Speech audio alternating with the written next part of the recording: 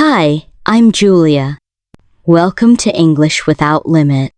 I'm so glad you're here with me today because we're going to talk about something every English learner faces at some point. It doesn't matter if you're a beginner or already at an intermediate level. You've probably had this moment. You wanted to speak. You had the words in your head, and nothing came out. Your mind went blank. Your mouth refused to move. And all that confidence you had? Gone. Sound familiar? You're not alone. That's why I'm here today. To talk honestly about what confidence in English really means, why it feels hard, and how we can make it easier together. First, something important. Speaking English with confidence does not mean speaking perfectly. It doesn't mean long sentences. It doesn't mean big, complicated words. In fact, it's the opposite.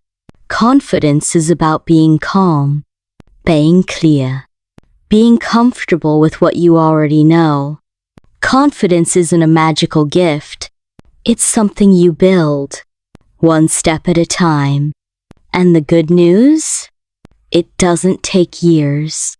You can start today, even with just a few minutes of focused listening and speaking practice. Let me ask you this. Have you ever felt good at understanding English, but bad at speaking it? Maybe you watch movies easily. You read articles, but when someone talks to you, your brain freezes. This is so common, and here's why. Understanding and speaking use different parts of your brain. They need different practice. That's what this episode is about, helping you connect those two skills. So the English you understand becomes the English you use in real life.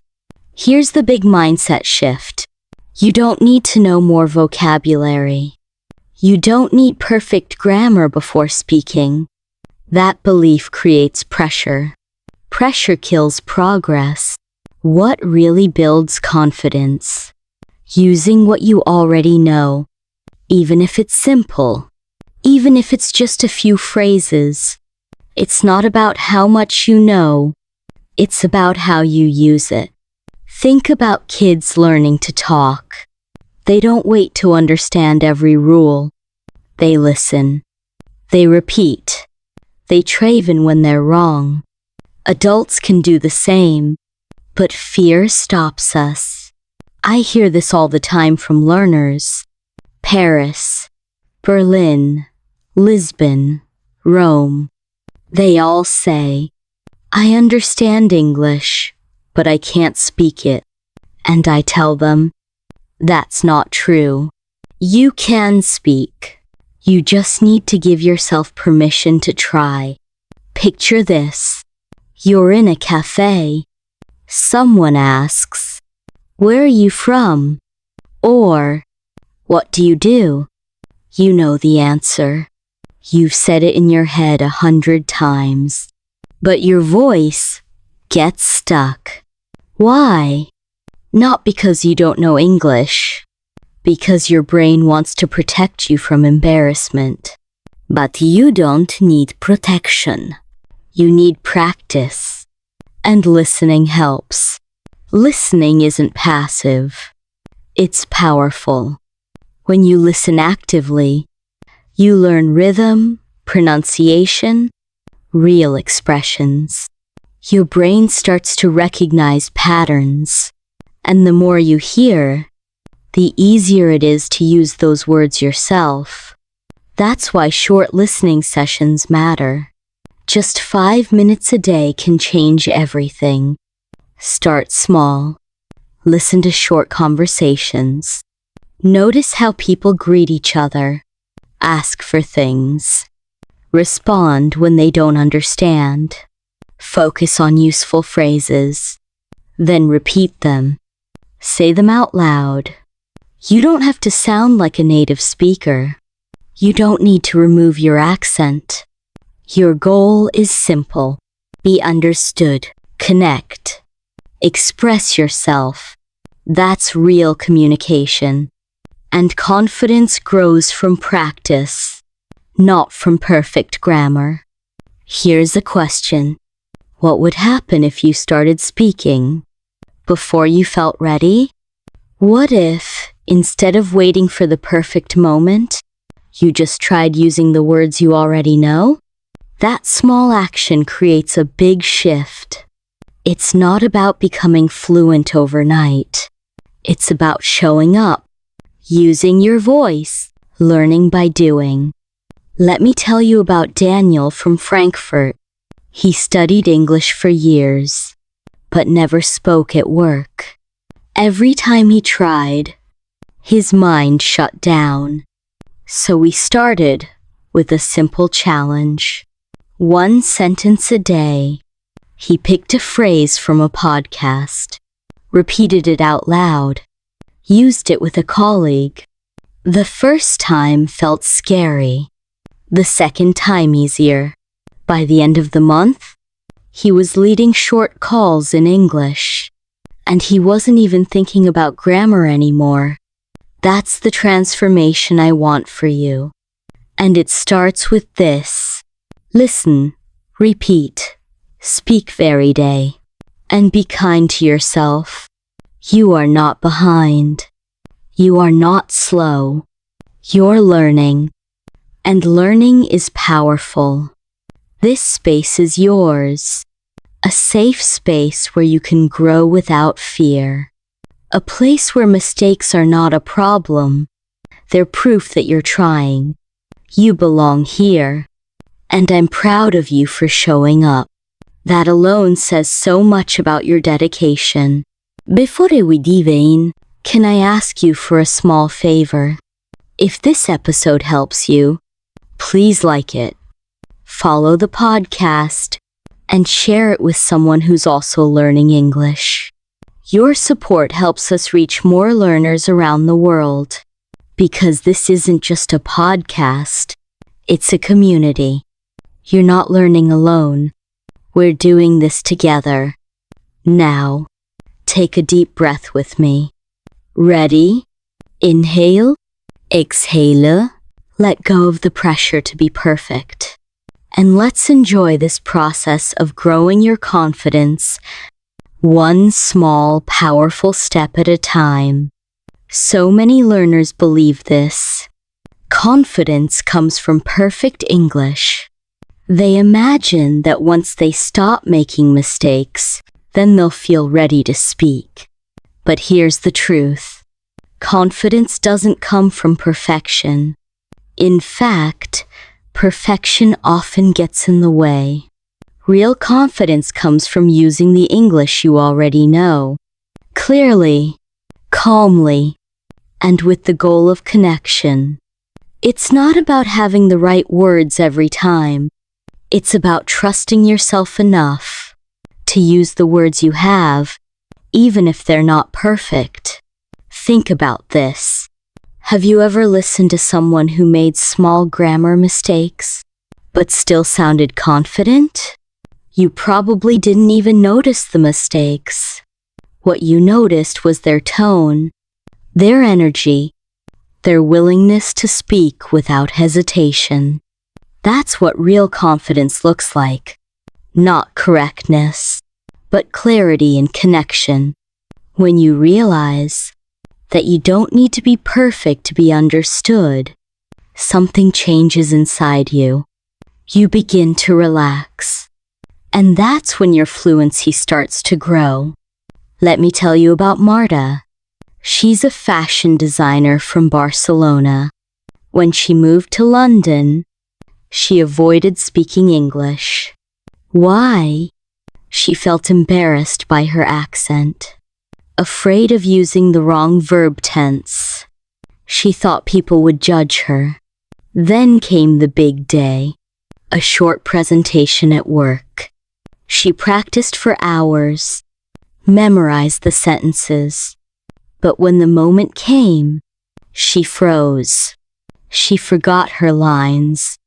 and ended up reading from her notes in a flat voice. After that, Marta decided to change her approach. Instead of chasing perfection, she focused on useful phrases and practiced saying them naturally. She stopped worrying about small mistakes and started asking one question: did they understand me? If the answer was yes, that was success. Something amazing happened. People listened more. They smiled. They asked questions. Her confidence grew, not because she stopped making mistakes, but because she stopped letting those mistakes control her. If you think you need to be perfect before you speak confidently, you'll never feel ready. Confidence grows from action, from repetition, from letting go of fear. That's why I always say, speak before you feel ready. Your brain learns best when you try, make mistakes, and correct them in real situations. If you only study and never speak, your brain won't create the connections it needs for real communication. Mistakes aren't the problem. Silence is. Let me share another example. Lucas is a web developer from Lisbon. He spoke English quite well, but never joined meetings. He was afraid of saying something wrong. One day, his manager asked him a question directly. Lucas panicked, but he forced himself to answer. He said, "I think we need to check the design again." That's it. Nothing fancy. Just simple. After the meeting, a coworker messaged him, "Thanks for your idea. It helped a lot." That one sentence gave him confidence. He started speaking more. Soon, he was leading part of the discussion. Lucas didn't wait for perfection. He used what he knew.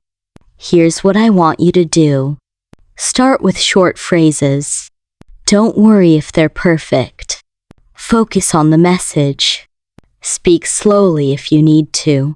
Use simple words. Your goal is not to impress. It's to connect.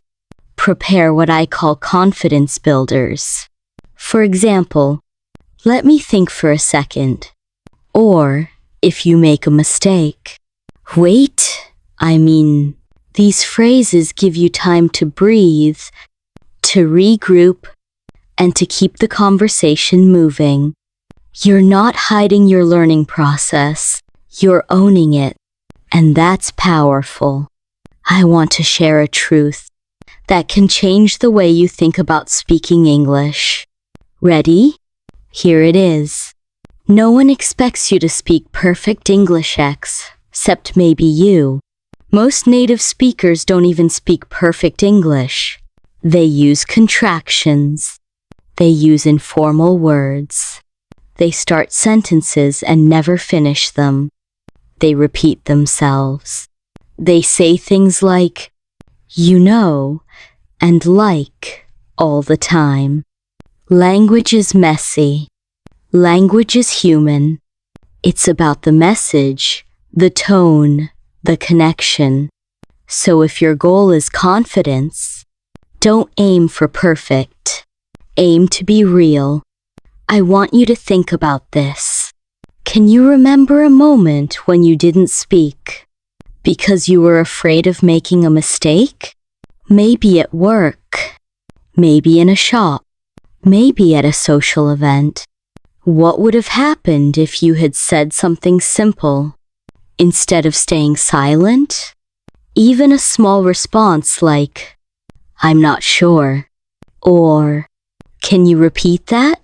That is a victory. Every time you say something, even something small, you're telling your brain, "I can do this." Here's something else I want you to remember. Your accent is not a problem. Your voice, your background, your way of speaking, that's part of who you are. Don't try to erase it. Don't try to sound like someone else. When you speak with confidence, your accent becomes part of your charm, not a barrier. People connect with authenticity. They connect with people who speak with heart, not with perfect grammar. Confidence also grows in low-pressure situations. You don't need a big audience to practice. Talk to yourself in English. Describe what you're doing. Practice small conversations in your mind. Listen to short English clips and repeat what you hear. Record yourself and listen back. You might be surprised at how much you already know, and you'll start to hear the growth in your own voice. Confidence is not a constant feeling. It's not something you reach once and keep forever. It comes and goes. Some days you'll feel brave. Other days, unsure. And that's okay. What matters is that you keep showing up, keep practicing, keep speaking. Even when your voice shakes, even when you make mistakes. Because confidence is built, not in silence, but in action. You already have everything you need to become a confident speaker. Not someday. Today.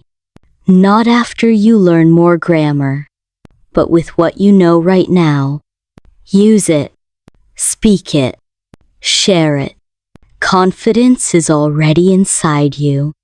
You just need to let it out. I want to tell you a story about someone I worked with recently. Her name is Elena. She lives in Madrid. She's a talented graphic designer. For a long time, Elena dreamed of working with international clients. She knew that speaking English confidently would open doors for her career. Finally, she got invited to a job interview at a design agency in Amsterdam. She was excited, but also nervous. She had studied English at school.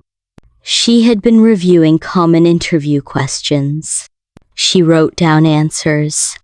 She practiced in front of the mirror. She even recorded herself speaking. She really believed she was ready. But when the interview started, something unexpected happened. The first question came, "Can you tell us a bit about yourself?" And her mind went blank. Completely blank. The words she had prepared disappeared. Her voice started shaking. Her sentences were broken. She couldn't remember simple phrases she had used 100 times before. The more she tried to fix it, the more nervous she became. After 20 minutes, the interview ended. Elena was devastated. She told me later that she had never felt so disappointed in herself. Does that sound familiar?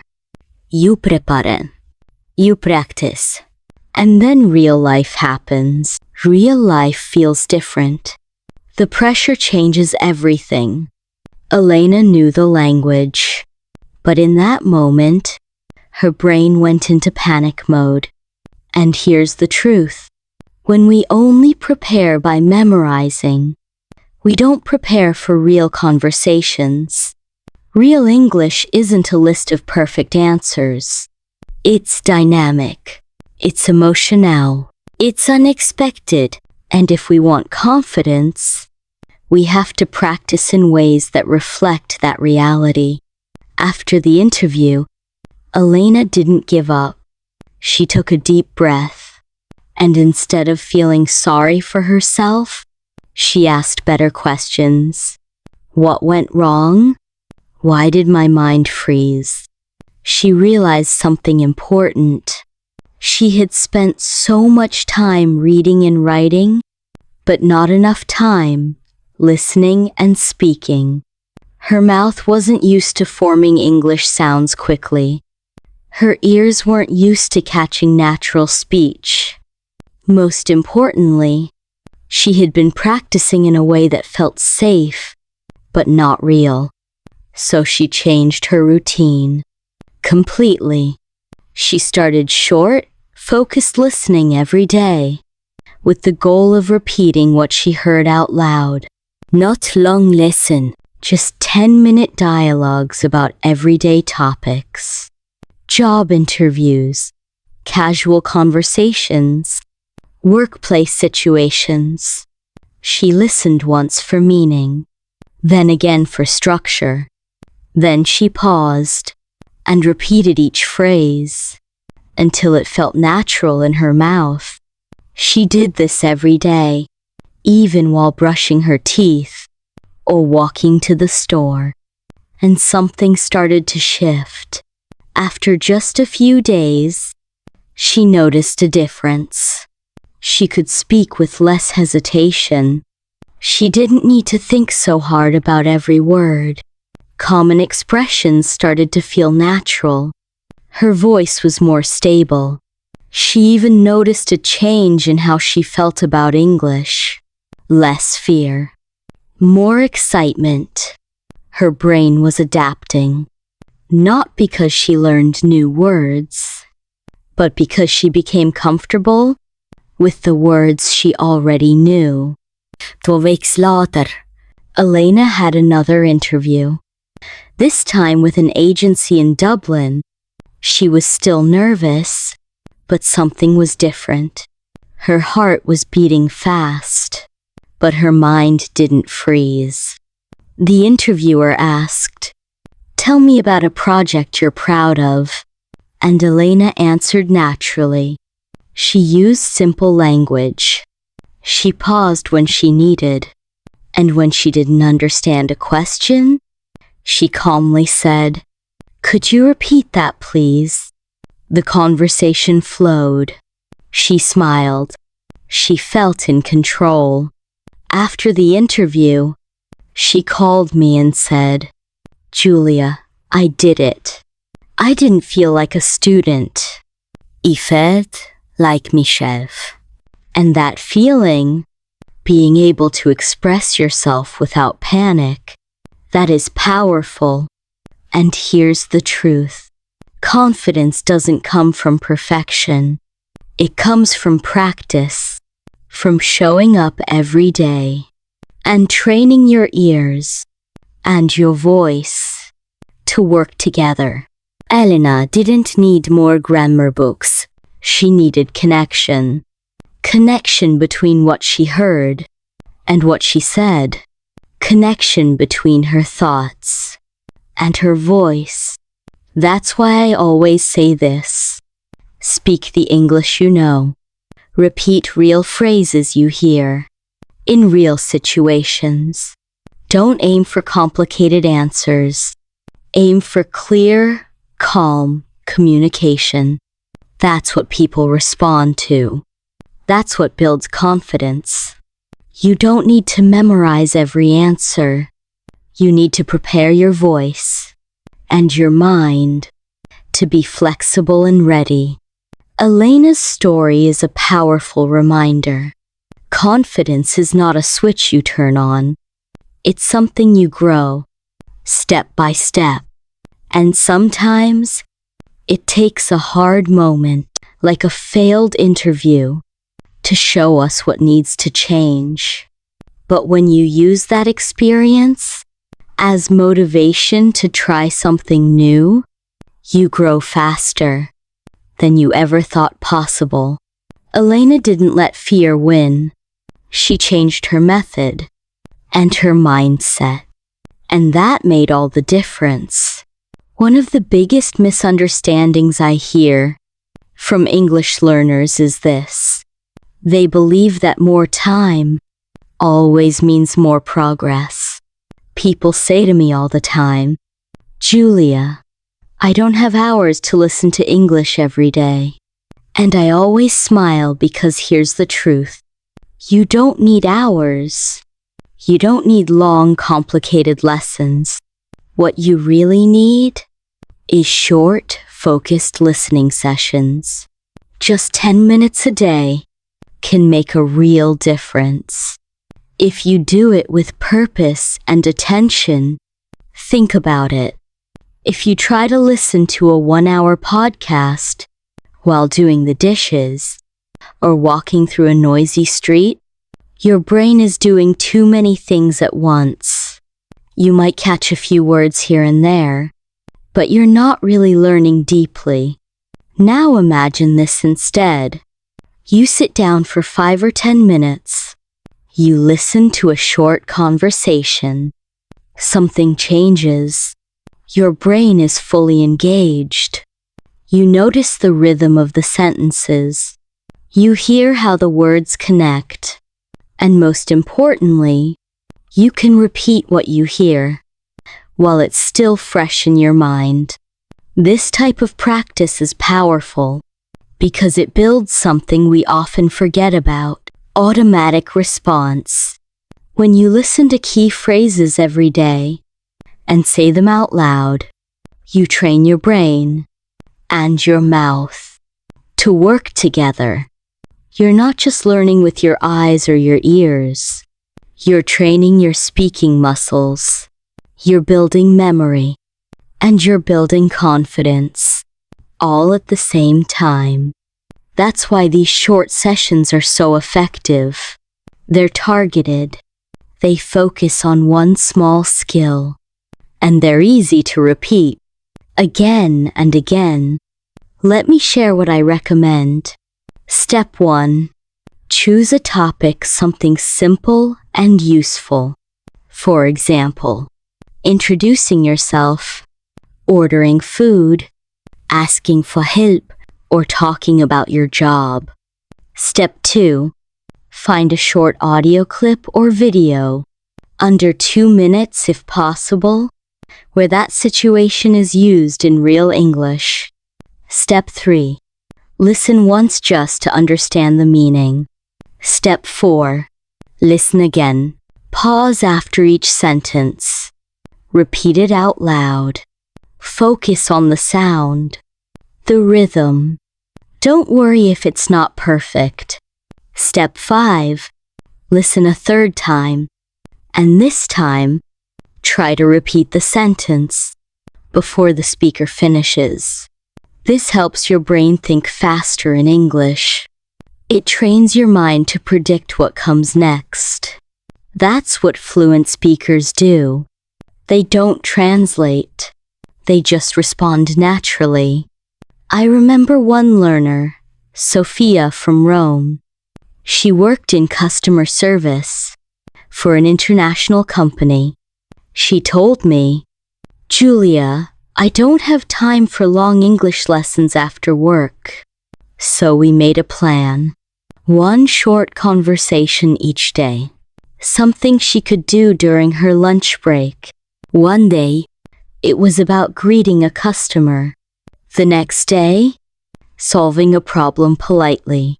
Each day, she listened 3 times and practiced saying key phrases out loud. After 1 week, she noticed something amazing. Her responses on the phone were smoother. She wasn't thinking as much. She was just speaking. That is the power of focused repetition. And here's something else. Short sessions keep you motivated. Long lessons can feel overwhelming. It's easy to give up. But 10 minutes? Everyone can find 10 minutes. You can do it while waiting for your coffee, during a short walk, right before bed. And because the sessions are short, you're more likely to repeat them. And repetition, that's where the magic happens.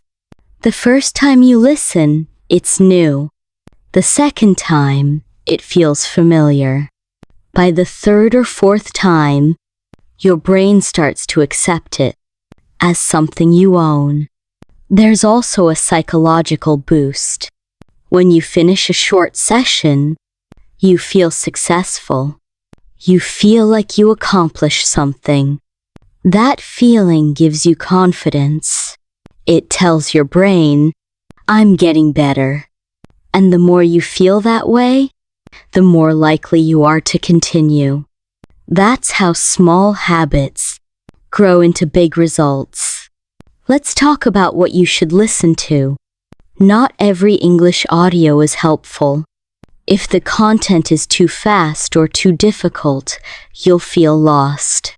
If it's too simple, you'll get bored. The best material is just a little above your current level. It challenges you, but it doesn't overwhelm you. Look for everyday English real conversations, not textbook dialogues. Pay attention to how people start and end sentences. Notice the little words they use to sound natural, like actually, maybe, kind of, or you know. These are the details that make you sound more fluent. You don't need a big vocabulary to speak confidently. You need the right words in the right situations, practiced in the right way. That's why I love short listening sessions. They give you a space to focus on exactly that. You're not just hearing English, you're learning how to use it, how to respond, how to be part of real communication. Sometimes people ask me, should I write down what I hear? And the answer is, only if it helps you. Writing can be useful, especially if you want to remember a phrase. But don't turn your listening practice into a grammar lesson. The goal here is not analysis. It's fluency. It's repetition. It's getting the sound of English into your ears and your mouth until it feels easy to use. I've seen so many learners transform their confidence just by following this simple routine. You don't need fancy tools or expensive courses. You just need your phone, a quiet space, and your own voice. 10 minutes a day. A short conversation. A few repeated phrases. That's it. And if you do this consistently, you'll begin to feel the change. Not just in your listening, but in your speaking. You'll pause less. You'll respond faster. You'll start to enjoy speaking instead of fearing it. I know it sounds simple, maybe even too simple, but that's the point. Simplicity works. It makes learning sustainable. It makes practice enjoyable. And when learning feels good, it becomes a natural part of your life. That's what we're aiming for. Not perfection, not pressure, just progress. One short session at a time. Let me introduce you to Marco. Marco lives in Milan and works at the front desk of a hotel in the city center. Every day he meets guests from all over the world, tourists, business travelers, families on vacation. As you can imagine, English is essential in his job. But when I first met Marco, he was doing something very common among learners. Avoiding conversation as much as possible. Marco told me he could understand most of what guests said. That wasn't the problem. He could follow instructions, recognize questions, even explain basic things like check-in times or Wi-Fi passwords. But when it came to having a longer conversation, when someone asked for recommendations or started small talk, he panicked.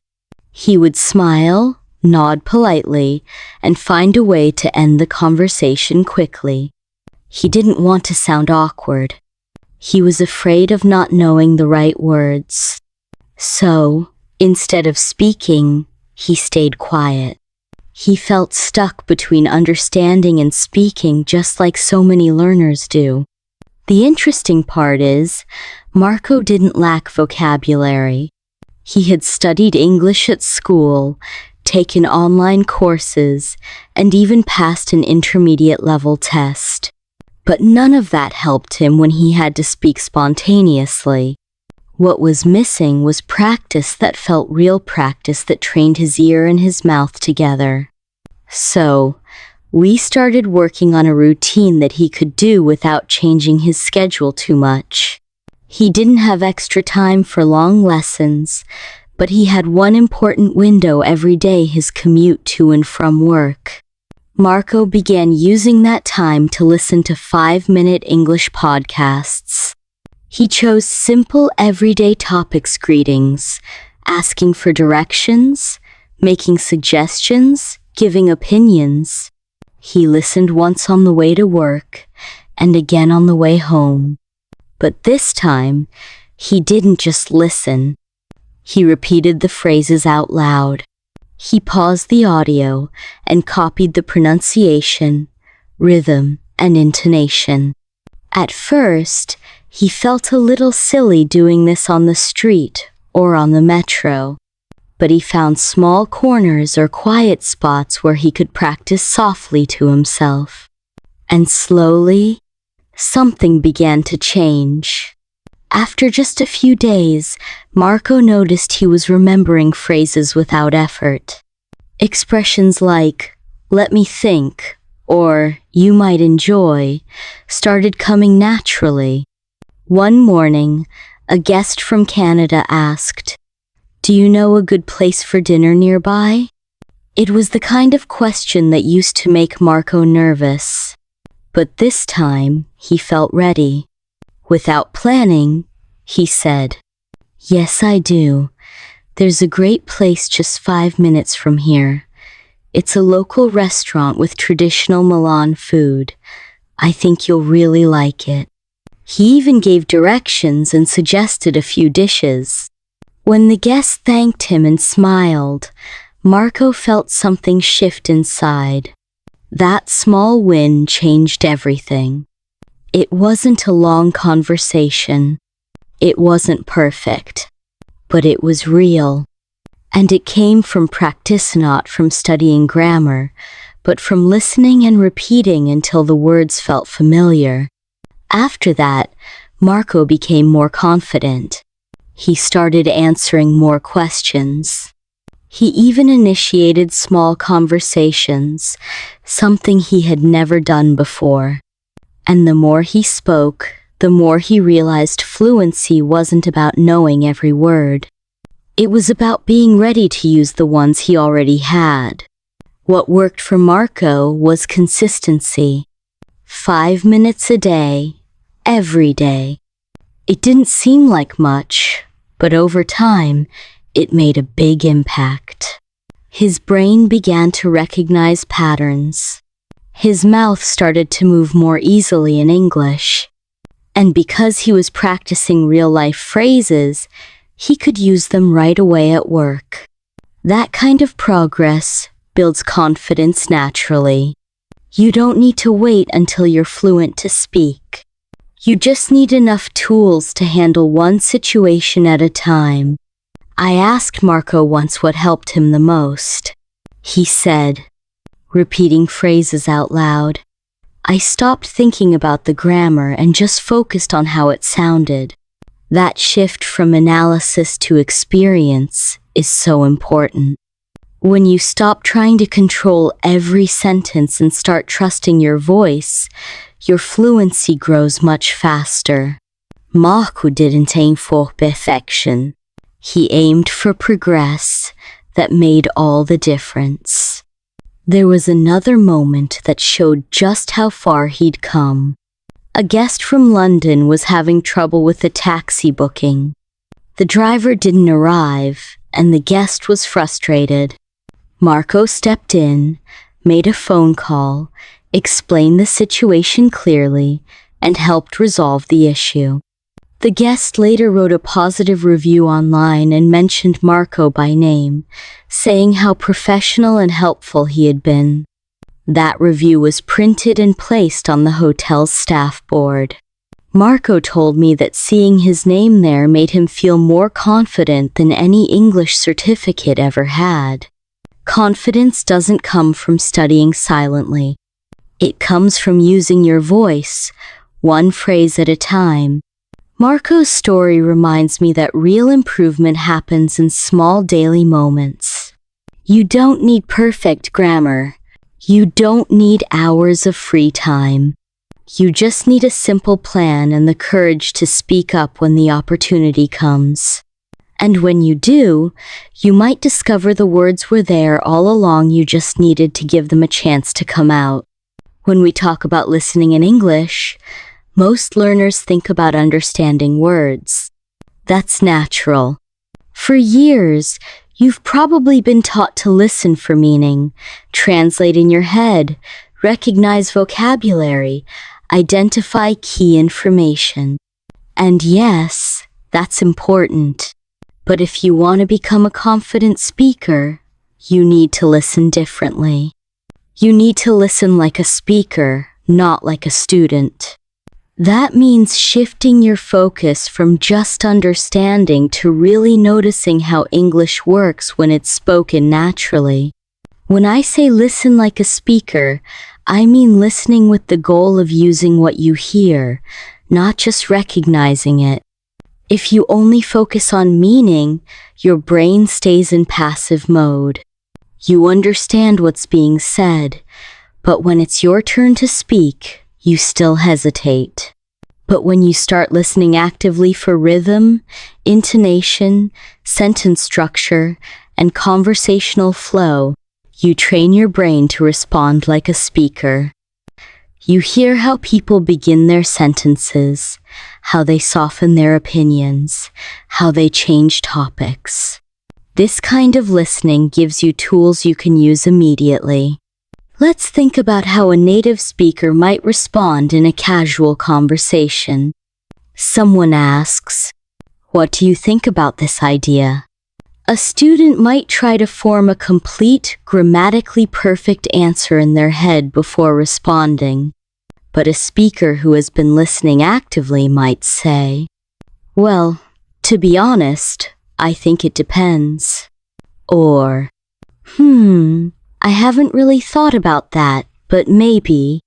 These aren't complex sentences, but they're real, natural, and useful. And you only learn how to say things like that by hearing them again and again in real situations and paying attention to how they're used. This isn't about vocabulary. It's about function. Phrases like, "You know what I mean," "Let me see," or "I guess so," serve very specific roles in conversation. They help you sound natural, keep the conversation going, and give you time to think. If you only listen for content, you miss these valuable expressions. But if you listen with a speaker's mindset, you'll start collecting these small but powerful tools without even realizing it. I remember speaking with Andre, a project manager from Lisbon, who told me he listened to English podcasts every day but still didn't feel confident speaking. I asked him what he focused on while listening. He said, "Just trying to understand everything." That was the problem. Understanding is important, of course, but it's not enough. I encouraged him to choose a short conversation and listen with new ears, not just for the message, but for the style. How did the speakers start their answers? Did they pause before speaking? What kind of words did they use to agree, disagree, or show uncertainty? Andre started doing that just 10 minutes a day. Within 2 weeks, he told me he had started using phrases like, "That makes sense," and "I'm not sure, but maybe," at work. These phrases came out naturally because he had heard them used in context. He wasn't memorizing them. He was absorbing them just like we do in our first language. That's what happens when you listen like a speaker. It's also helpful to notice how speakers pause. In written English, everything is clear and organized. But in spoken English, people think while they speak. They pause. They restart. They say and you know. These pauses aren't mistakes. They're part of real communication. When you start noticing these patterns, you'll feel less pressure to speak perfectly.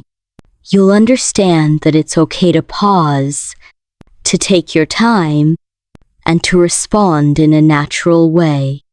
That's what fluent speakers do every day. Try this next time you listen to English. Don't just ask, "What does this mean?" Ask, "How did they say that? Did they use rising or falling intonation? Did they speak quickly or slowly? Did they repeat a word for emphasis?" These small details help you understand not just the language, but the feeling behind the words. And when you feel the rhythm of English, you start to speak with more confidence and flow. Another thing to notice is how speakers interact with each other. Listen for how they interrupt politely, how they show they're listening, how they take turns. Expressions like, "Right, exactly," or "I see what you mean," show agreement. Phrases like, "Sorry to interrupt, but," or "Can I add something here?" are useful when you want to join a conversation. These aren't things you learn from a textbook. You learn them from listening closely to how real people talk and practicing using those same tools. I always suggest repeating these expressions out loud. Even if it's just a few minutes a day, saying them helps your brain store them in a way that makes speaking easier. You're not just hearing the words. You're feeling them in your mouth, getting used to their sound and rhythm. And when you need them, they'll come out naturally without thinking. A lot of learners tell me they feel pressure to understand every single word. And I understand that pressure. But let me tell you something important. Native speakers don't always understand every word either. We listen for meaning, for tone, for key words. So when you're listening, don't worry if you miss a few details. Focus on the bigger picture.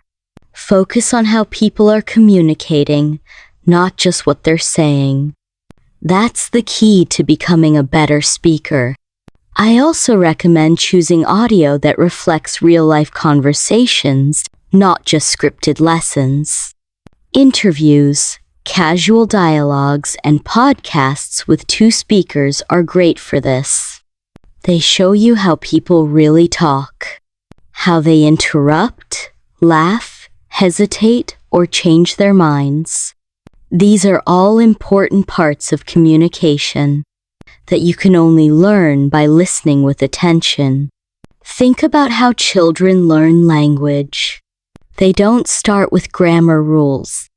They start by listening to how people around them speak. They hear the same phrases again and again. Then they try to copy them. They make mistakes. They get corrected.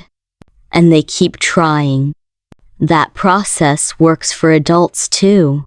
But we need to let go of the idea that understanding everything is the goal. The real goal is to listen in a way that helps us speak. If you start listening like a speaker, you'll begin to notice something wonderful. You'll catch phrases you can use. You'll hear yourself responding faster. You'll start speaking more naturally with less stress. And most importantly, you'll feel more connected to the language, not just as a learner, but as someone who uses English in real life. That's when your confidence really begins to grow. Not from knowing more words, but from hearing the language the way it's truly spoken, and learning to speak it that way too. One of the most powerful ways to feel more confident in English conversations is to have a few reliable phrases ready.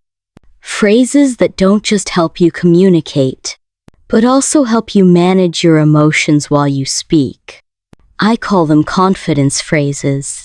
They are short, Simple expressions that help you stay calm, stay in control, and show the other person that you're present in the conversation, even if you're not sure what to say next. When you know how to create that little space for yourself during a conversation, everything feels easier. You're no longer trying to rush or force the perfect sentence. Instead, you're navigating the moment step by step with confidence. I want to be clear about one thing.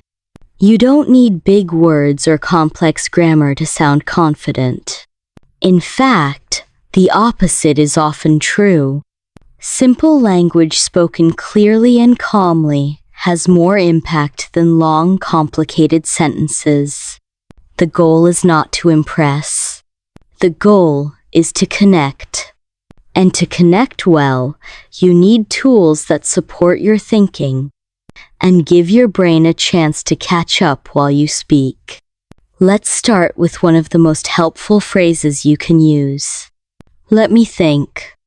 It's a short pause, but it sends a strong message. It shows the other person that you're considering your answer, that you care about your response.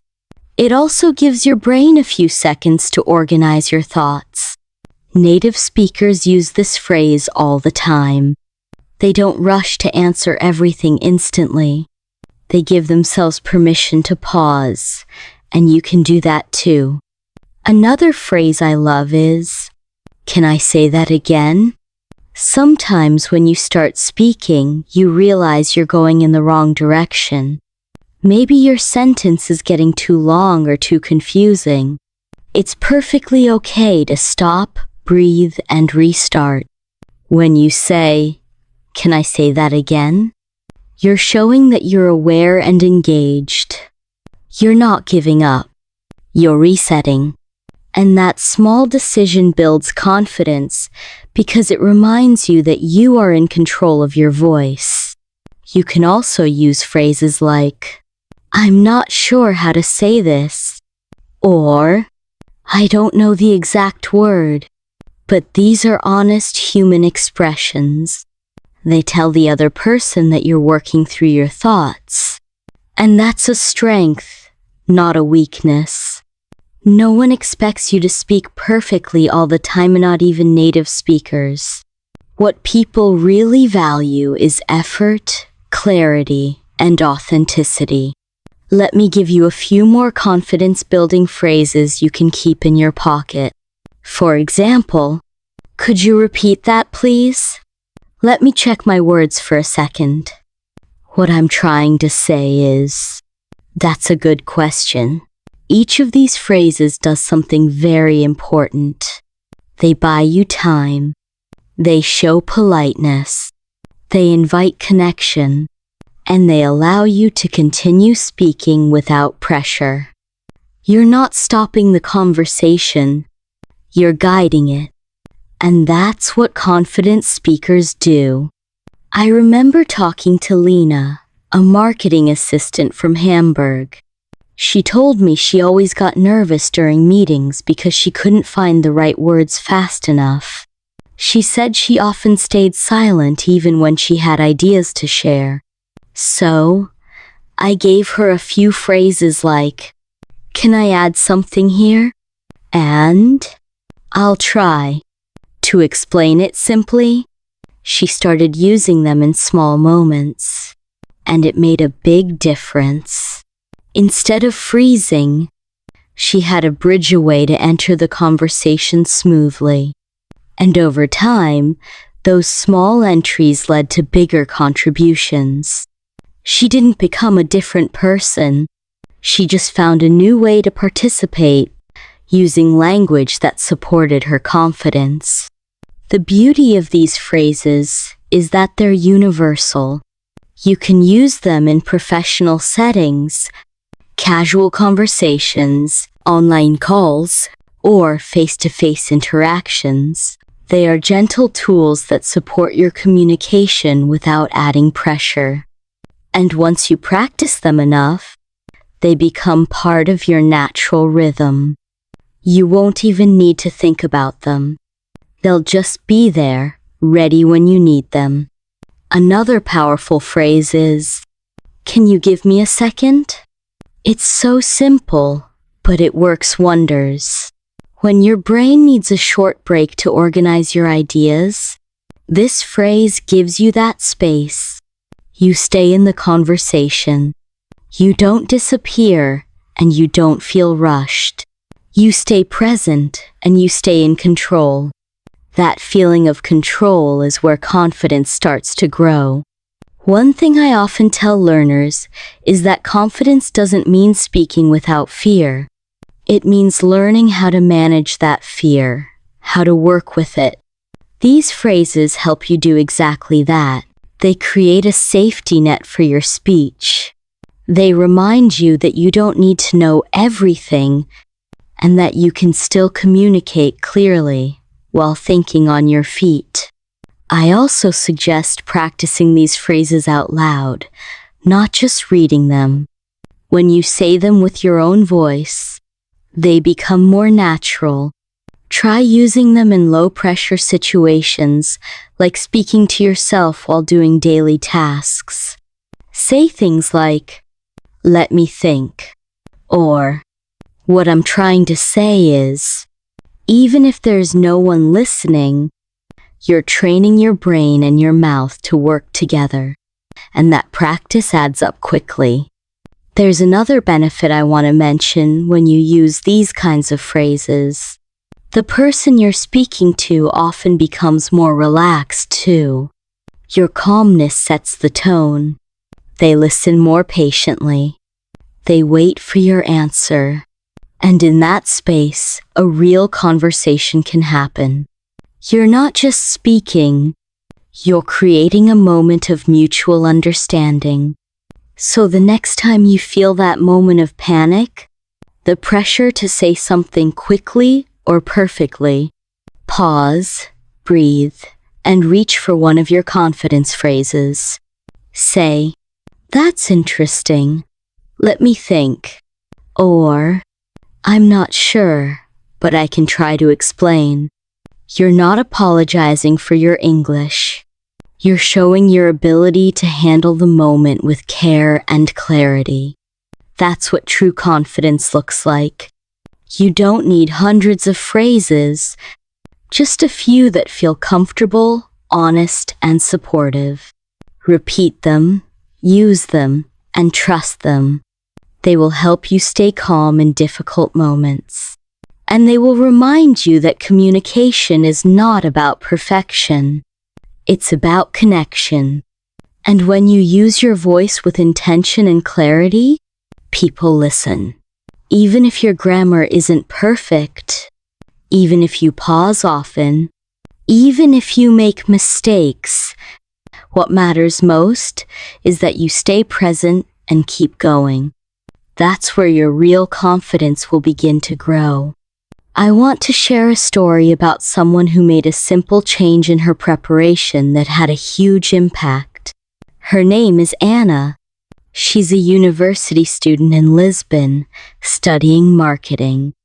Like many students in international programs, she often needs to speak English during class. Most of the time that just means joining group discussions or asking questions. But one day her professor announced that each student would have to give a short solo presentation in English. It would only be 5 minutes, but they would need to stand in front of the class and speak clearly without notes. For Anna, that was terrifying. Now, Anna wasn't new to English. In fact, her vocabulary was strong. She had spent years reading articles, watching shows, and writing essays in English, but speaking in front of people, that was different. She told me she was afraid her mind would go blank the moment she stood up. Not because she didn't know what to say, but because she feared the pressure. That moment of silence when everyone's looking at you, waiting for your voice. That was her nightmare. She worried about forgetting words, making mistakes, or sounding awkward. So, She came to me with a question. How do I prepare for this without memorizing every single sentence? I love that question because it showed Anna already understood something important. Memorizing everything makes you feel safe, but it also locks you in. If you forget one word, you feel like the whole thing falls apart. So, instead of memorizing, we focused on structure and on using real listening as a way to build confidence. We started by choosing videos of short English presentations, student talks, TEDx speeches, business pitches. Not long ones, just 2 or 3 minutes each. The key was to find examples where people were speaking clearly and naturally, using language that Anna could understand and repeat. We weren't looking for perfect English. We were looking for useful patterns. How speakers opened their presentations, how they moved from one point to the next, and how they finished. Anna began listening to one video per day.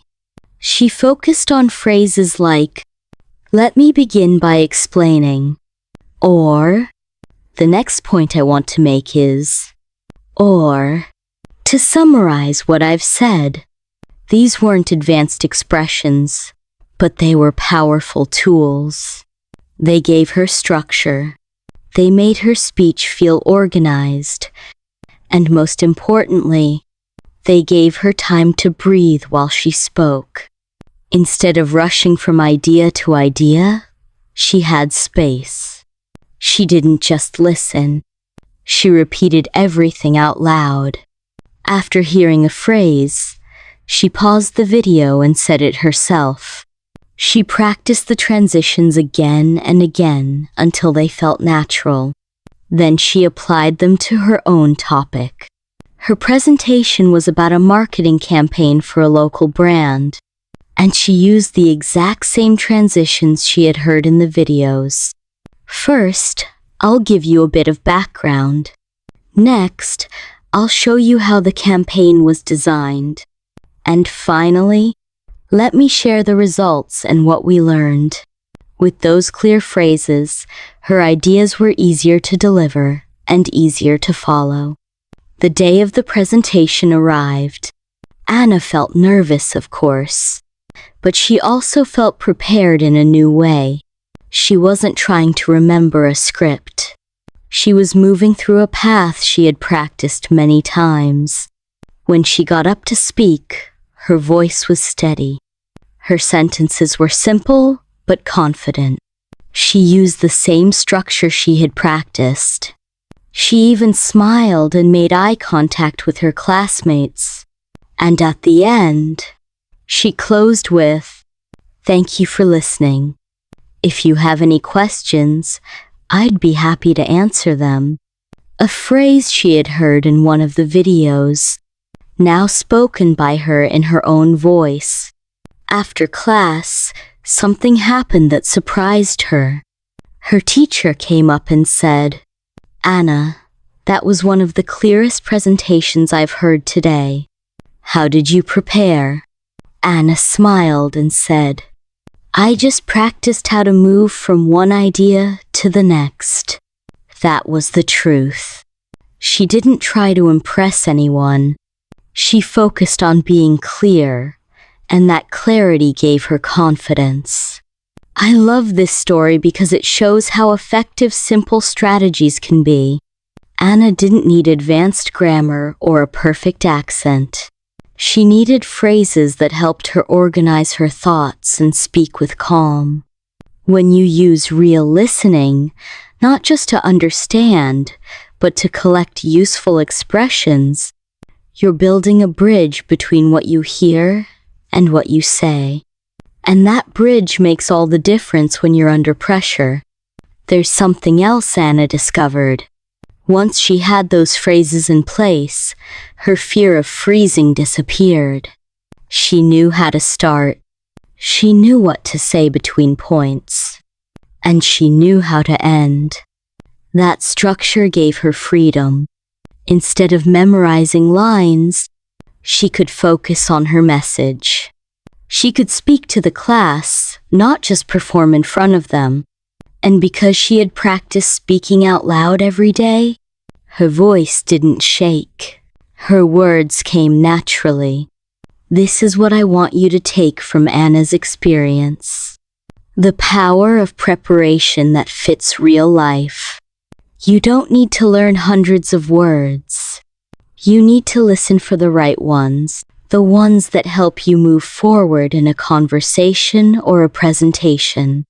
You need to speak those words out loud.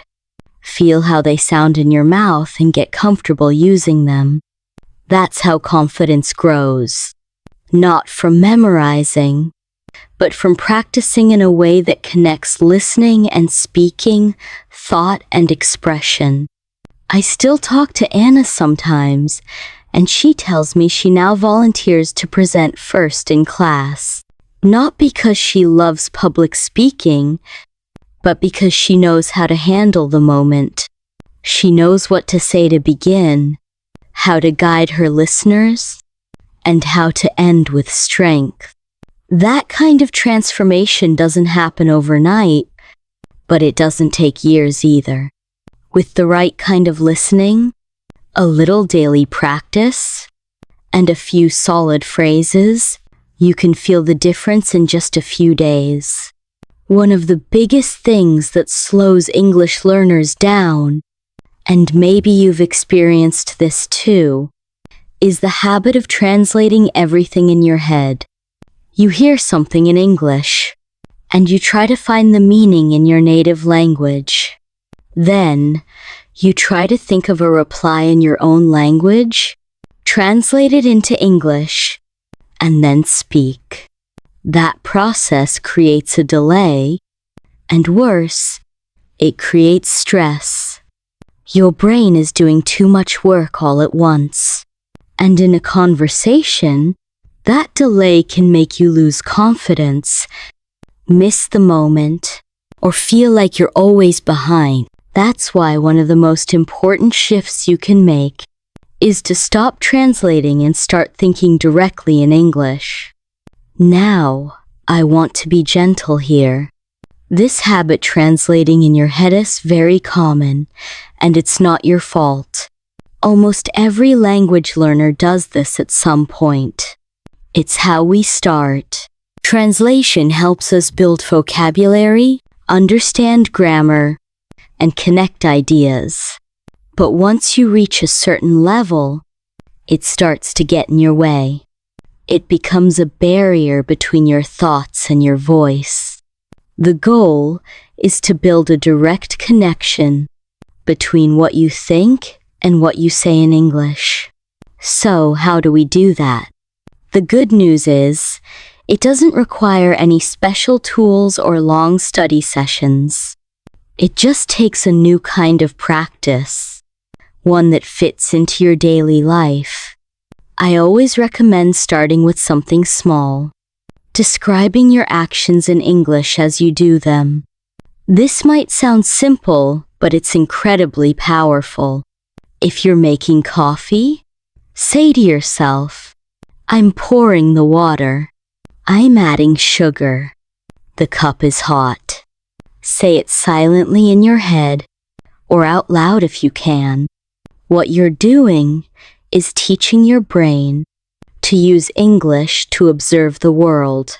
This exercise works because you're not thinking about grammar rules or vocabulary lists. You're connecting English directly to your actions, your senses, your daily reality. And the more you do it, the more natural it becomes. After a few days, you'll start noticing that you don't need to stop and translate. You'll just think, I'm hungry, or I need to call my friend, and the words will come in English. That's fluency beginning to take shape. Not perfect sentences, but direct thinking. Another helpful exercise is describing your surroundings. Let's say you're waiting at a bus stop. Look around and ask yourself in English, what do I see? You might think, there's a man with a newspaper. Or, that dog is barking. Or, it's cold and cloudy today. Again, these are simple sentences. You're not trying to sound impressive. You're training your brain to connect language with what's real and immediate. That's what native speakers do all day long. And when you train that way, you're not just learning, you're becoming more fluent. One learner I worked with, Gabriel from Munich, used to tell me he felt slow every time he spoke English. He said it felt like there was a wall in his head. He could understand what people said, but when it was his turn to speak, everything got stuck. When I asked him to describe his thinking process, he said he was translating every sentence.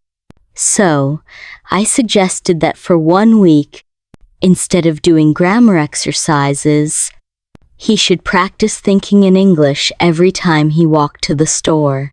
He started saying things like, I'm crossing the street. The light is red. I need tomatoes and cheese. At first, he said it felt silly, even strange. But after a few days, something shifted. His thoughts started coming faster. And when he had to speak with someone at the store, the words came more easily. Gabriel didn't change his vocabulary. He changed his thinking. That small adjustment helped him speak with less hesitation, because his brain didn't need to translate anymore. And that's something I've seen again and again. When learners move from translation to direct thinking, their confidence grows quickly. They feel more in control, because their thoughts and their words are working together. You can also use this strategy when watching videos or listening to conversations. Try to repeat short sentences out loud without translating them. If someone says, I'll be there in 5 minutes, repeat it exactly the same way. Don't ask yourself how to say that in your language. Just copy the English. Let your brain get used to the sound, the rhythm, the flow. You're building familiarity, and that familiarity creates fluency. Sometimes people say to me, but Julia, what if I don't know the words? That's okay. Start with what you do know. If you don't know the word for something, skip it or find another way to say it. For example, if you can't remember the word for kitchen, you might say, I'm walking to the place where I cook. It doesn't matter if it's not perfect. What matters is that you stay in English. That act of finding another way to say something using the English you already have is exactly what fluent speakers do. And here's something really important. Don't wait until you feel ready to think in English. You're ready now with the words you already know. Even if your sentences are simple, even if you make mistakes, thinking in English is the fastest way to improve your speaking skills. You don't have to be fluent to start. You become fluent by starting. You can also use internal dialogues. For example, pretend you're explaining something to a friend in English. Maybe you're talking about a movie you watched or a problem at work. Create a short dialogue in your head. He said this.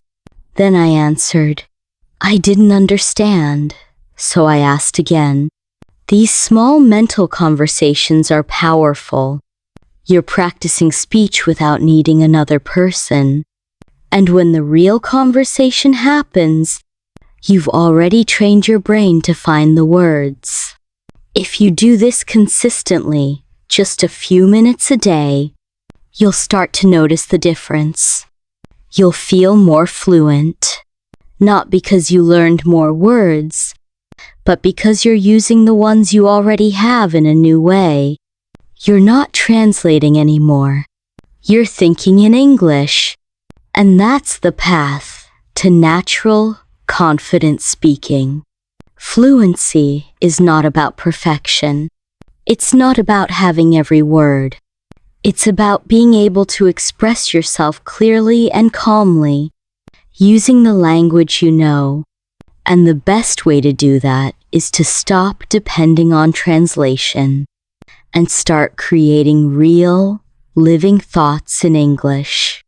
It takes practice, but it's worth it, because every time you think in English, you're not just learning, you're becoming the kind of speaker who can think, feel, and communicate directly in the language.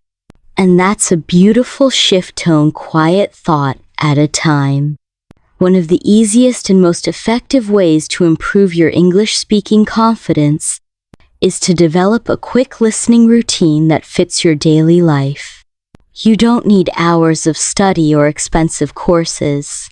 You just need a simple, focused plan that helps your brain absorb English naturally, and that trains your mouth to use the words and phrases you hear.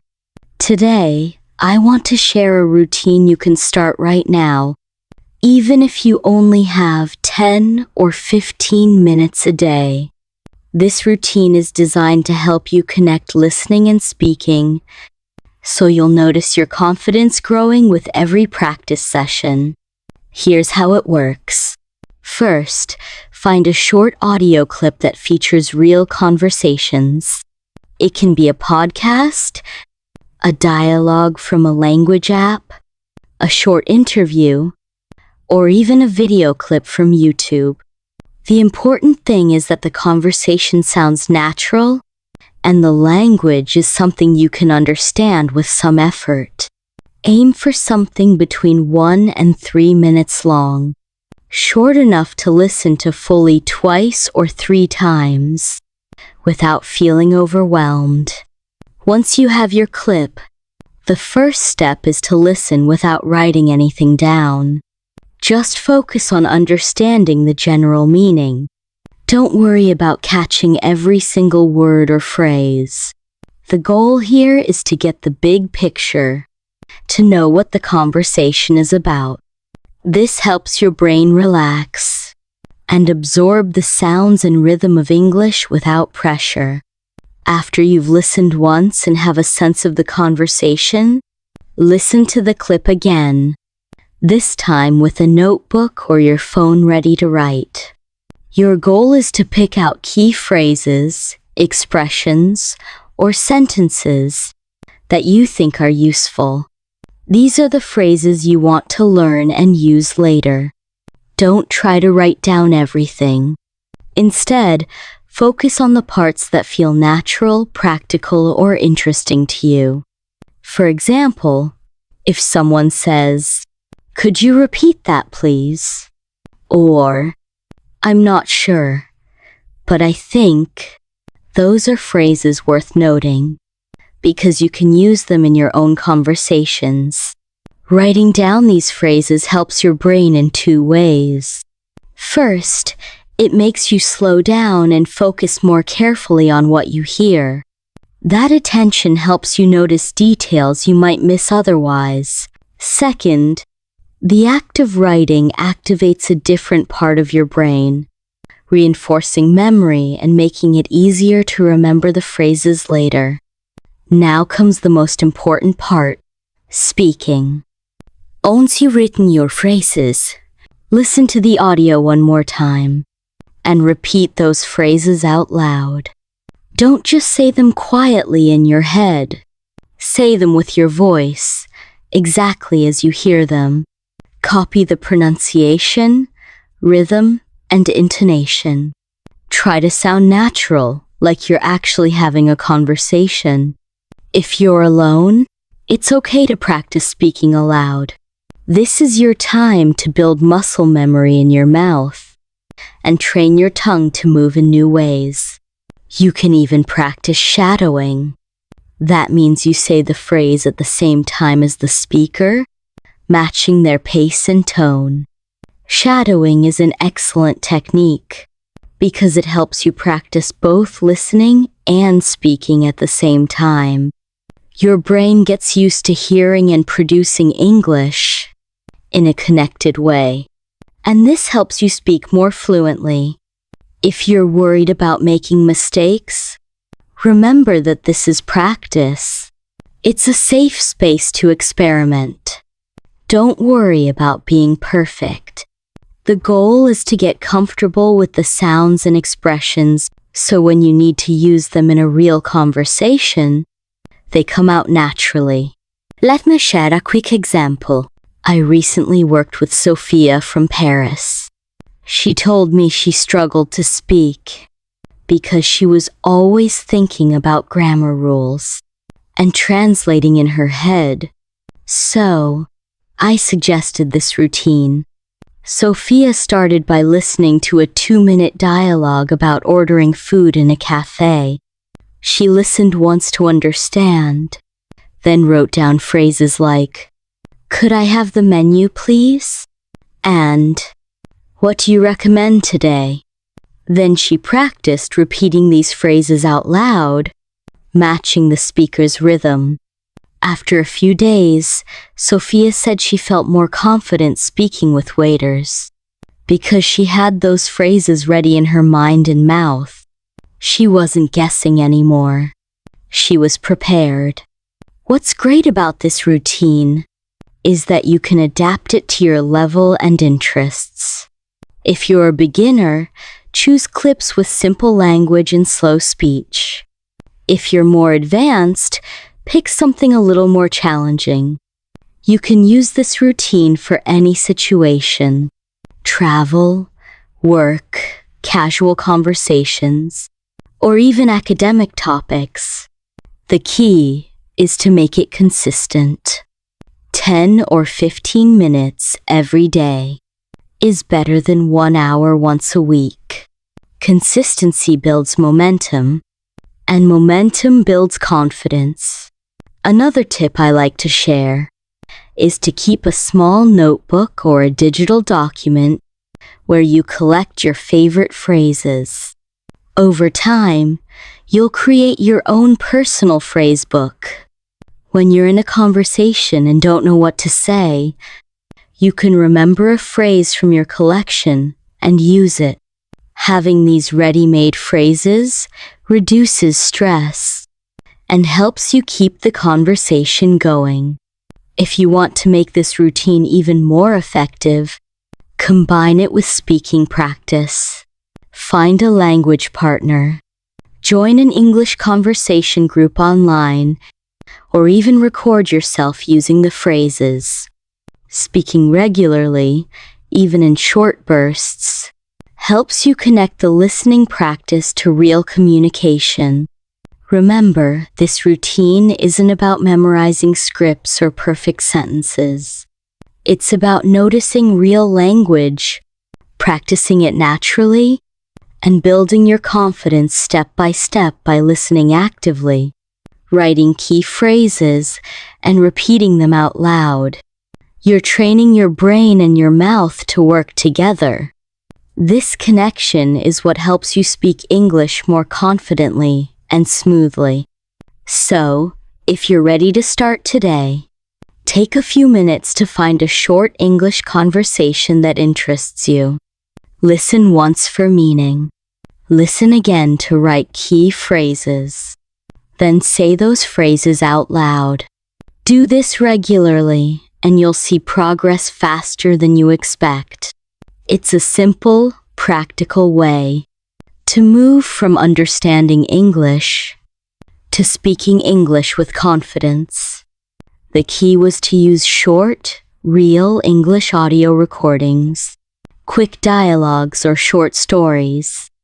Then, Sophie practiced repeating phrases she heard. Not perfect repetitions, just natural ones. She chose clips on topics they might talk about at the meetup. Ordering food, talking about hobbies, sharing opinions about movies. Each day, she listened once to understand, then repeated key phrases out loud. She didn't worry about grammar or perfect pronunciation. Instead, she focused on feeling comfortable with the words, their rhythm, and the way speakers connected ideas. After a few days of this simple routine, Sophie noticed something important. When she arrived at the meetup, she had phrases ready in her mind. She didn't need to think so hard about how to start a conversation or respond. She found herself saying things like, "I like that idea," or "That's interesting," without freezing. It wasn't a sudden change, but steady progress. She was speaking more because she was practicing more. One night during a meetup, the group was sharing funny experiences they had while learning English. Sophie hesitated at first, but then she remembered a phrase she had practiced. "Let me tell you something funny that happened to me." She started telling a story about her first time ordering coffee in English. She made a small mistake, but laughed at herself and kept going. The group laughed with her, not at her. And that moment was a breakthrough. Sophie told me that this experience gave her a new feeling, a mix of pride and relief. She realized speaking English isn't about being perfect. It's about sharing yourself, connecting with others, and having fun while learning. That meetup night gave her the push she needed to keep going. What I love about Sophie's story is how realistic it is. You don't have to speak perfectly to be part of the conversation. You just have to start somewhere. And that somewhere can be a small daily habit of listening and repeating. When you hear phrases often and practice saying them, they become your tools for real-life situations. Sophie's story also shows that confidence comes from experience. The more you speak, even in small ways, the easier it becomes. Those little wins, sharing a sentence, telling a story, making someone laugh, create momentum. Momentum that helps you speak more freely next time. If you feel shy or nervous about speaking English, think about Sophie. She started where many learners die with fear and silence. But she didn't give up. She found a way to prepare, to build confidence step by step. And soon, she was not just listening at meetups. She was speaking, sharing, and connecting. I want you to remember that your voice matters. It deserves to be heard. You don't need to wait until you feel ready. You become ready by practicing, by speaking, by showing up, even if it feels uncomfortable at first. The more you practice speaking aloud, even alone, the more your brain and mouth learn to work together. You become faster, clearer, and more confident. So, if you're nervous about speaking in groups, try Sophie's approach. Spend a few minutes every day listening to short clips and repeating useful phrases. Use that practice to prepare for your next conversation or meeting. When you feel ready, try sharing a small story or opinion. Don't worry about mistakes. Focus on connection and expression. Over time, those small steps will add up. You'll find yourself speaking more, smiling more, and enjoying the process. And just like Sophie, you'll discover that speaking English can be fun, rewarding, and full of moments that make you proud. Keep practicing, keep listening, and keep speaking. Your confidence will grow with every word. One of the most important lessons I've learned, and I want to share this with you, is that confidence doesn't usually come before speaking. It comes through speaking. Many learners wait to feel ready before they start speaking English. They think, I'll speak when my grammar is perfect, or I'll talk when I know more vocabulary. But the truth is, you might never feel 100% ready. Waiting for the perfect moment, the perfect sentence, or the perfect word can keep you silent for a long time. And silence, in this case, doesn't build confidence. Speaking builds confidence. I want you to hear this clearly. Confidence grows when you speak before you feel ready. Even if you only know a few words or simple phrases, using them to communicate is the most powerful practice. It's like learning to swim. You don't start by reading books about swimming. You get in the water, maybe with a little fear, and you learn by moving your arms and legs. Speaking English is the same. You learn by doing, not by waiting. I want to tell you about a learner I met named Daniel, who lives in Berlin. Daniel was afraid of speaking English for years. He felt his sentences were too simple, and his pronunciation wasn't good enough. He told me, I'm not ready. I need more practice. But when he finally joined a conversation club, he forced himself to say a few sentences, even if they were short, even if they weren't perfect. At first, it was hard. Hemodemistaks, mixed up words, and sometimes struggled to be understood. But the more he spoke, the easier it became. And then he noticed something amazing. With each conversation, his mistakes mattered less, and his ability to express himself grew. Daniel's experience shows us this important truth. Speaking is the bridge between knowing English and using English. If you only study grammar or vocabulary, but don't practice speaking, you're missing the crucial part, where your brain learns to connect words to communication. You might know thousands of words, but if you don't use them, they won't turn into confidence. Starting small is the key. You don't have to jump into long speeches or complicated debates. Begin with tiny conversations where the goal is simply to communicate, not to impress anyone. For example, when you meet someone new, you can say, "Hello, my name is," or "I like your shirt." These short sentences are powerful. They get you speaking. They get you used to sharing your thoughts in English. And each time you do this, your brain practices speaking under real conditions. That practice is what builds confidence. Another way to practice is to speak with yourself. It might sound strange, but talking to yourself in English, describing what you're doing, telling a story, or asking questions, creates valuable speaking practice without pressure. When you speak alone, you can make mistakes freely and experiment with new words.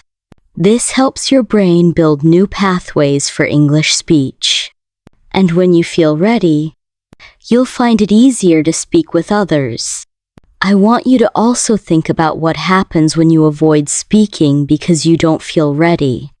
You might understand English well when you listen or read, but you don't get the chance to test your skills in real conversation. Over time, that can create frustration and a feeling of being stuck. You know the words, but can't use them freely. You might feel shy or worried about what others will think. That's normal. but it doesn't have to be permanent. The trick is to change your mindset about mistakes. Mistakes are not failures. They are signs that you are trying and learning. Every time you speak and make a mistake, your brain receives feedback. It adjusts, improves, and helps you avoid that mistake next time. So, mistakes are actually valuable. They show progress. The more you speak, the faster your English improves.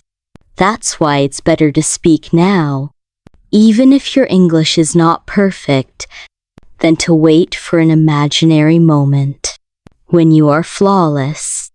I want to share a practical tip I often give to my students. Find a safe environment to speak early and often. This could be a language exchange partner, a small group of learners, an online chat room, or even a friendly barista where you order coffee in English. The idea is to practice without pressure, with people who understand you are learning. These small conversations might feel awkward at first, but they're the most important step towards fluency. Let me tell you about one learner, Maria, from Lisbon. Maria told me she was afraid to speak English in public because she worried about making mistakes. So she decided to start small, ordering food in English at a cafe near her home.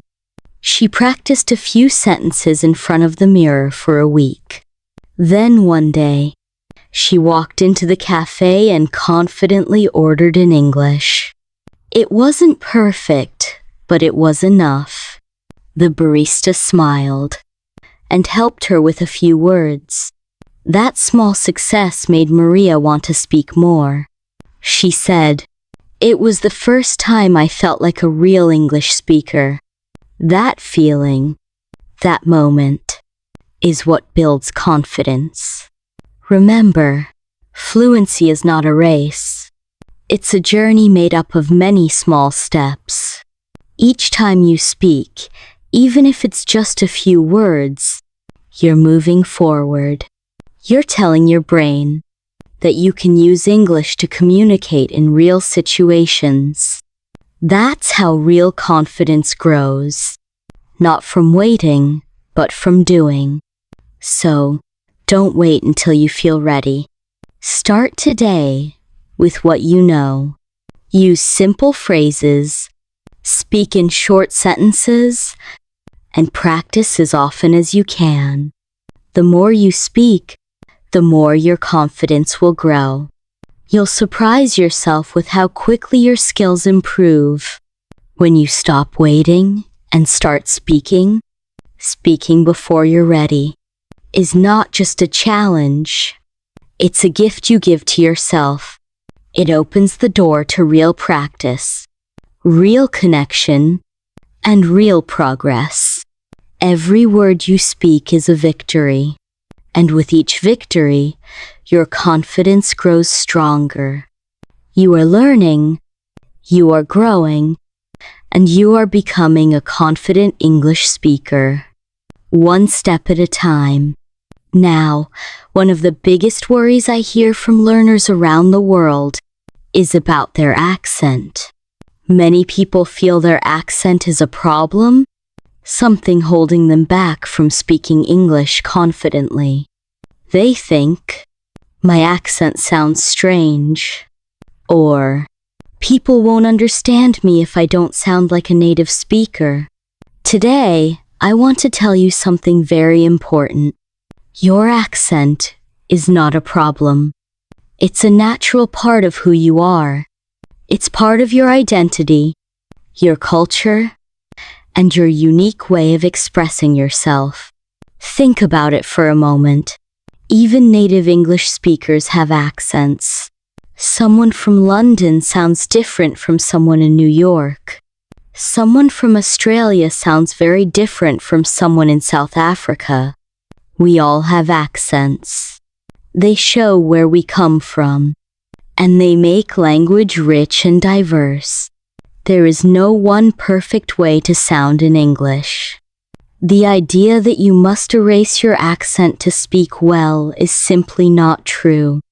In fact, trying to completely change your accent can slow down your progress and make speaking feel unnatural and stressful. What really matters when you speak English is clarity and confidence, not sounding like someone else. When you focus on being clear, choosing simple words, speaking at a comfortable pace, and making your message understandable, you become a better communicator. People want to understand you, not judge your accent. When you speak with confidence, your message becomes stronger, and your listeners pay attention to what you say, not how you say it. Today, I want to share a story about a learner named Thomas from Lisbon. Thomas was very worried about his accent. He thought that because he didn't sound like a native speaker, people would not take him seriously. For a long time, he avoided speaking English at work meetings and social events. But then, Thomas decided to change his mindset. Instead of trying to hide his accent, he started to focus on speaking clearly and sharing his ideas with confidence. He practiced short sentences and made sure to slow down when needed. Over time, he noticed something amazing. People responded positively to his ideas. They listened to him because he was confident, not because he sounded like a native speaker. Thomas's experience is common. When you focus on what you want to say and how you say it clearly, your accent becomes just a part of your voice, a voice that is uniquely yours.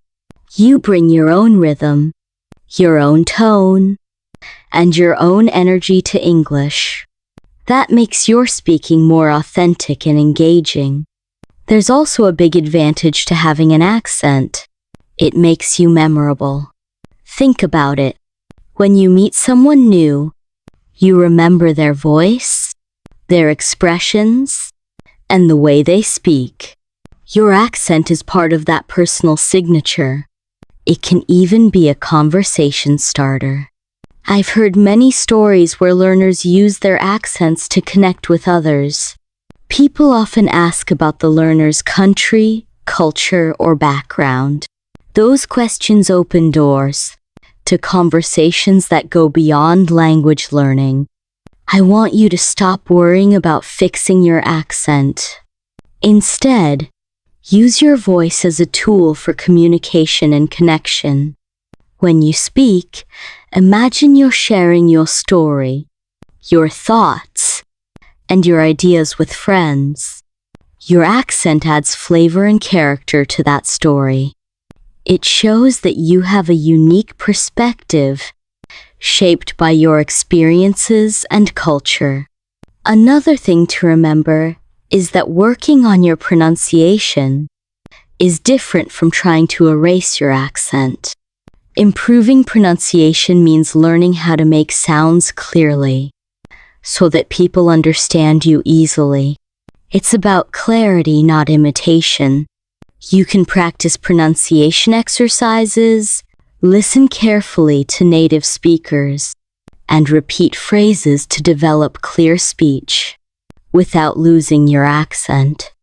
This balance is important because it lets you speak naturally while being understood.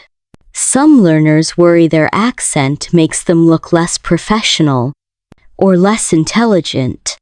That's simply not true. Your accent does not define your knowledge or skills. What matters is how you express your ideas and how you communicate.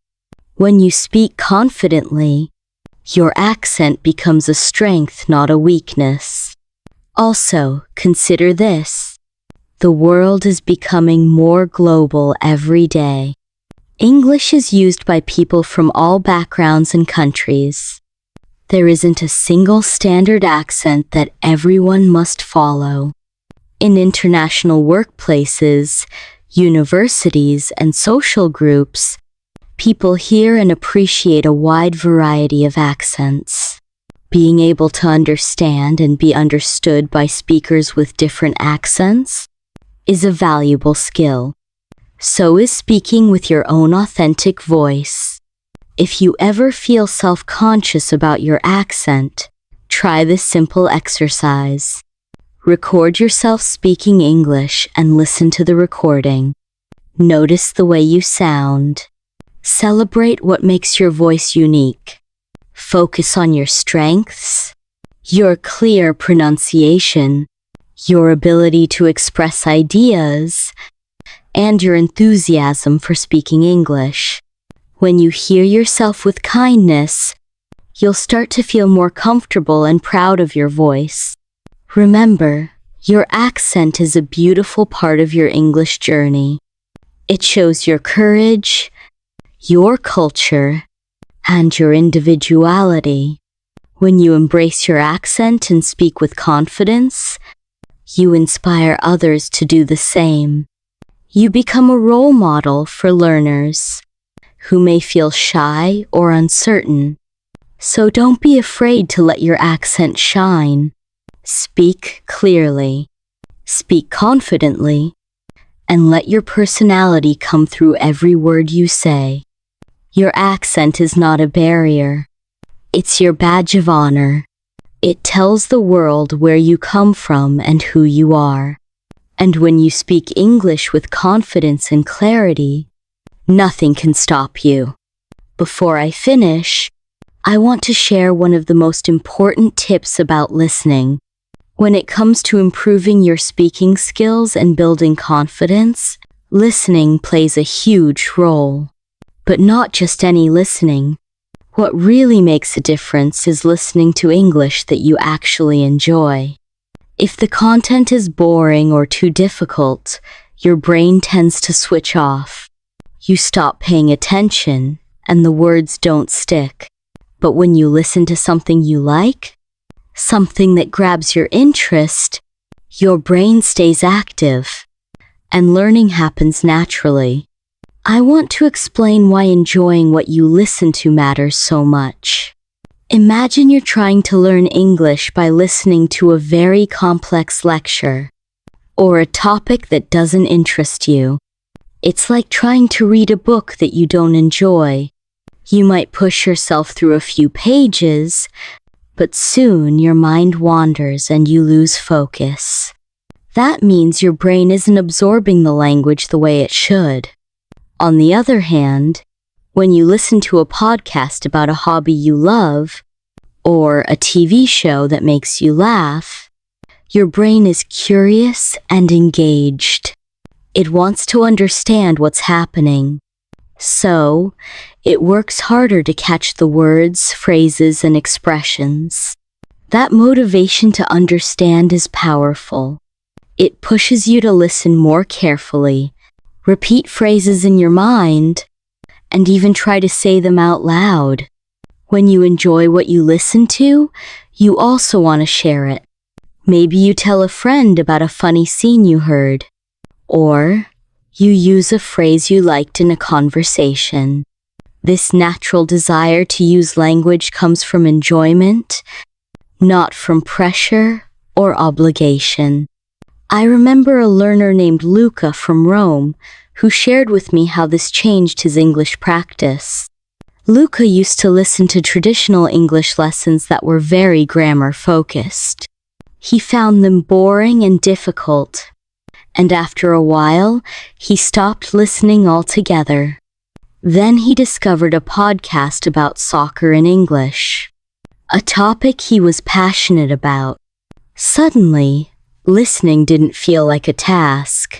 He looked forward to each episode and found himself repeating interesting phrases and expressions. He even started watching soccer matches in English and using what he learned to talk with his friends. Luca's speaking confidence improved, not because he studied harder, but because he chose to listen to something he enjoyed.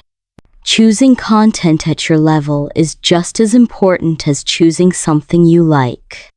If you pick a video or audio that is too difficult, it can be frustrating and discouraging. You might understand only a few words and miss the overall meaning. That makes learning slow and tiring. But if you find something that matches your current level, you'll understand most of the language, and the new words will be easier to guess from context. This way, your brain can focus on listening for meaning, pronunciation, and natural expressions, not just trying to decode every word. You don't have to limit yourself to one kind of content. Mix it up. Maybe one day you listen to a travel vlog, the next day, a cooking show, and another day, a simple story podcast. Variety keeps your learning interesting and exposes you to different vocabulary and accents. And when you listen regularly, your brain starts recognizing common phrases and sentence patterns. That helps your speaking become more fluent and natural. I encourage you to find your favorite English listening material today. Think about your interests, your hobbies, or something you've always wanted to learn more about. Also, platforms like YouTube, Spotify, or your favorite podcast apps to search for content in English that matches your level. Start small, just 5 or 10 minutes a day, and enjoy the process. When you listen to English you like, your motivation stays high. You don't feel like you're studying. You feel like you're enjoying. That feeling makes a huge difference because learning is more effective when it's fun. Your brain is more open to new sounds, new words, and new ways of expressing ideas. Another benefit of enjoying what you listen to is that it helps you remember the language better. When you connect words and phrases to emotions, stories, or interesting facts, they stick in your memory longer. For example, if you laugh at a funny phrase in a comedy show, you're more likely to remember and use it later. Or, if you hear a beautiful sentence in a story that moves you, it stays with you. You might also notice that when you enjoy listening, you naturally imitate the way native speakers speak. Their intonation, their rhythm, and their expressions. This imitation is a key part of sounding more natural and confident in English. It's something that happens almost without effort, when you're engaged and having fun. If you ever feel bored or frustrated with your English practice, stop and think about what you're listening to. Ask yourself, do I like this? Is it interesting? Is it at the right level? If the answer is no, it's time to try something new. Your English learning should feel like a journey you enjoy, not a chore you avoid. So, make a list of English content that excites you. Set aside a few minutes each day to listen with curiosity and pleasure. Use that time to repeat phrases you like. Try new words and imagine yourself using them in real conversations. When you build your listening practice around what you enjoy, you'll find that speaking English becomes easier, more natural, and yes, more confident. Remember, learning English is not just about hard work. It's about smart work. Choosing enjoyable listening materials is one of the smartest ways to help your brain learn and your speaking skills grow. When you listen happily, your brain listens better, and your speaking follows naturally. Let your enjoyment be the engine of your English journey. Now, before we finish, I want to give you a simple but powerful challenge. It might seem small, but trust me, it's a huge step toward building your English speaking confidence. Here's what I want you to do. Say just one sentence out loud in English today. That's it. One sentence. You can describe something as simple as what you had for breakfast this morning, or maybe what you plan to do today. You could talk about the weather outside your window, or even a feeling you have right now. The sentence doesn't need to be complicated or perfect. The most important thing is to say it clearly and out loud. You might wonder, can just one sentence really make a difference? The answer is yes. Speaking English, even one small sentence, is an act of courage. It tells your brain, I am ready to use this language. That small act breaks the silence that often holds people back. It's like opening a door that leads to more speaking opportunities. When you speak one sentence today, it builds a little more confidence. That helps you say 2 sentences tomorrow, and 3 the day after. It's a step-by-step journey, and every step counts. I want to share why this simple challenge is so important. Many learners wait for the perfect moment to speak English. They want to know enough vocabulary, grammar, and pronunciation before they try, but waiting can keep you stuck. Confidence doesn't come from knowing everything first. It comes from using what you know. Speaking one sentence is a way to start using your knowledge. It's your personal invitation to practice, to make mistakes, and to grow. You can do this challenge anywhere and anytime. Maybe you're sitting at your kitchen table having breakfast. Say, I am eating toast with butter. Or, if you're going for a walk, say, the sky is blue today. If you're at work or school, describe your plans. I will study English this afternoon. The key is to speak out loud so your mouth and brain practice working together. Hearing yourself speak helps you become more comfortable and confident with your voice. Some of you might feel shy or nervous about speaking alone. That's completely normal.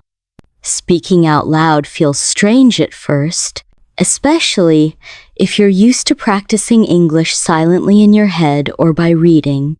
But that's why this challenge is so helpful. It gently pushes you to use your voice and get comfortable with the sounds of English over time. Speaking aloud will feel natural, and your confidence will grow. You don't have to do this challenge alone either. If you want, share your sentence with a friend or family member who understands your English goals. Maybe send a voice message, or say it during a conversation. Sharing your progress with someone else adds motivation and support. But if you prefer, just speak your sentence to yourself in a quiet space. The important thing is to take that first step.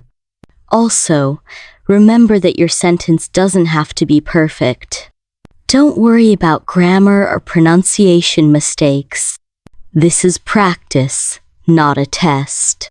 Each time you speak, your brain learns and improves. Mistakes are part of learning, and they show you're trying. The more you practice, the more natural your English will become. To help you get started, I'll give you a few example sentences that are simple and useful. You can use them exactly or change them to fit your day. I am drinking coffee right now. The weather is sunny and warm. I like to listen to music in English. Today, I will practice speaking for 5 minutes. My favorite color is blue. Try saying one of these aloud today, or make your own sentence. It can be about anything in your daily life. The goal is to connect your thoughts to your spoken English in a simple, confident way. This small daily habit creates big changes over time. Speaking one sentence today is like planting a seed of confidence. With regular practice, that seed grows into fluency, comfort, and the ability to express yourself freely in English. So, here's my final encouragement. Don't wait for the perfect moment, the perfect sentence, or perfect pronunciation.